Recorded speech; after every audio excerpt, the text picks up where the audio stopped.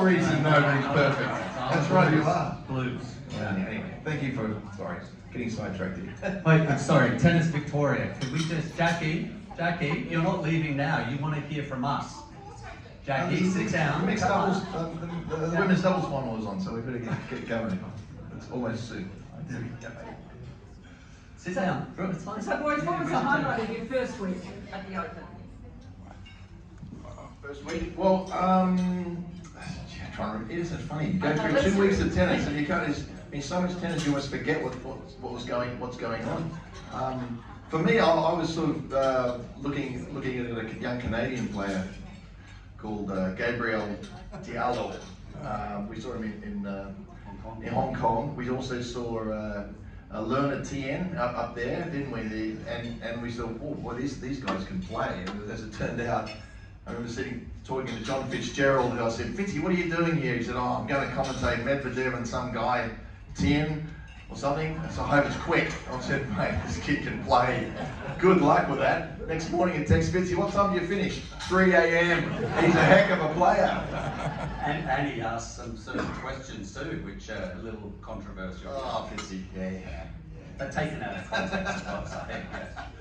But I think, we always love to see the champions, obviously the players that we expect to get through, but it's so many good young players coming through. That Basavaredi, who played Novak in the first round. He was brilliant in that first round. How good are these young players coming part through? of that next generation, and also the other tall American dude that played Alex de Minaur.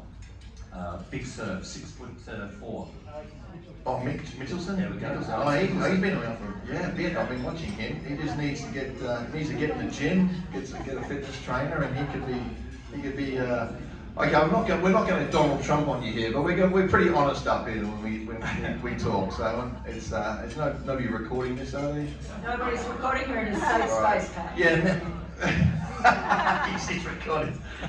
But Mickelson is a great player, and but he needs to just a bit better physically, and I don't know about you. If you got a chance to see Kokkinakis, Tanasi, so I mean, I know that you follow, Victorians that are coming up, and with Tanasi being South Australian, and but I thought he was in unbelievable form. He captured his form from the end of last year. Some good results being here in Australia before he went to Davis Cup, and then kind of carried it into the first few rounds of the Australian Open. But another long, drawn-out match, and just hope that he can kick it on as far as the Australians. But kind of still in the shadow of the great result of Alex de Minaur. Yeah, I mean that was a phenomenal match. Draper, the young Brit, of course, living in London here, I follow him quite a bit. And my old coach Ian Barclay was coach of his coach. So I saw Barker's up there in the box in the English team, the British team box, and it didn't quite look right. See, Barker's up there, but I understood. So I was watching Draper. Boy, he's got some guts, that kid. So that was phenomenal 5-set matches, 3 in a row.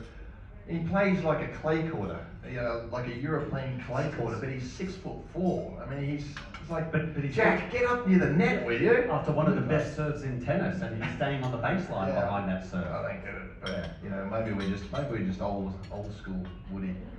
We like the idea that finishing off a point at the net is actually not a bad idea. As opposed to running around for 4 hours. We're going to see that today, 4 hours of running around hitting tennis balls, but both guys like to come to the net and finish it off. Actually, you're at the gym this morning, you been doing exercise? I was, and Alexander Zverev turned up. He did? Yeah. You're at the same hotel? Yeah, at the same hotel. And how was he feeling? He was very tall.